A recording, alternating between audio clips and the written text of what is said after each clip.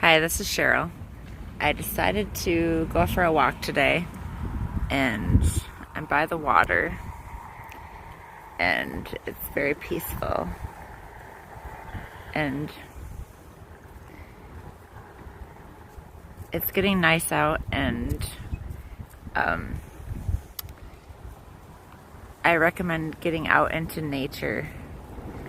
Like I was talking about light and dark today and balance, and it's a good way to balance you out is to go out into nature and just even sit by the water and just relax and go for a walk. It's just really peaceful.